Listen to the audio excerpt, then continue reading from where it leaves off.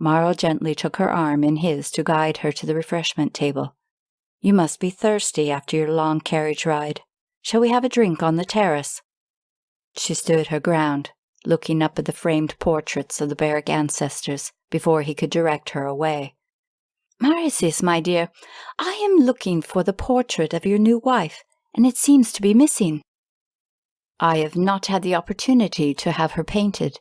There have been many complications that have interfered with my duties at home this first year." "Well, it is bad luck not to have one done at once. Better still, a portrait of the two of you would be advised. You make such a handsome pair." She was no longer scowling at him, but gave him a maternal smile. She then turned back to look at the other portraits.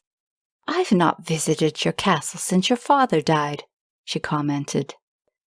Mauro continued the polite conversation, still hoping she would come away with him to the refreshment table. "Did you know my father well?" "Yes.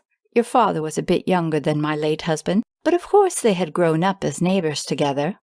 Before my Karloff went missing, we would have wonderful dinner parties once a month here or at our manor house. Old Sedemir did not approve of your grandfather, but he had nothing against Lawrence," she told him. "Were there dinner parties here?" He found her statement curious. He had thought his father incapable of entertaining for the pleasure of it. "Oh, yes, my dear. I suppose you know your father was married to Margaret before he married your mother. In those days, your father was a different man." He hesitated before acknowledging. "My cousins told me about Matteo's mother. Did you know Margaret well?" "Yes, she was a dear friend to me. Those were the days just before the Long War. Although she was Austrian, everyone was fond of Margaret." Mauro nodded politely at this, but was uncomfortable hearing the details of his father's first wife.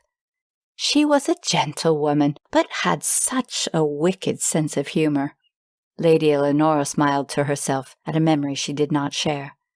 "She loved a good gathering and lively conversation. Your brother was very much like her. God rest both their souls." "And did you know my own mother well?" Her expression lost its brightness. "Ah, my dear, your mother was a beautiful lady. We all said so. She was quite elegant as the daughter of a count. But it is different for some to be the second spouse, which is why I never remarried." Mauro looked again at the portrait of Margaret, searching for the wicked sense of humour painted in her lovely face. "I have looked for portraits of the other children, in case you are wondering why they are not included on the wall." He motioned to Margaret's painting. "I put this one back up recently to honour the Baric ancestors." "That is good of you, Mauritius. Her other children all died in the plague that swept the land.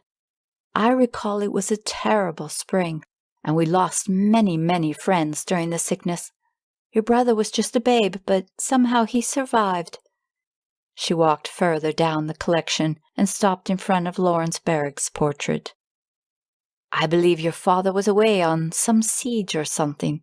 He had no idea his family had taken ill. He did not even get to say goodbye."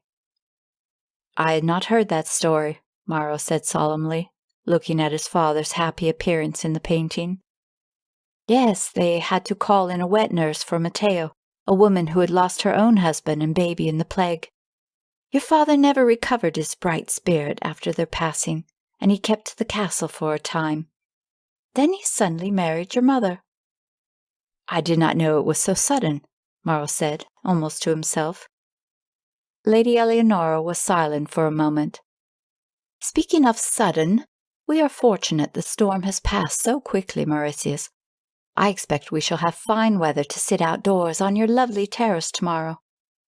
He turned from the paintings, puzzled she had switched the conversation to the weather after being so free in her commentary earlier.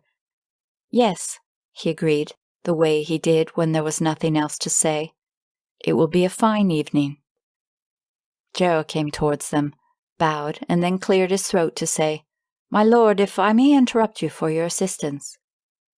"Please forgive me, Lady Eleonora.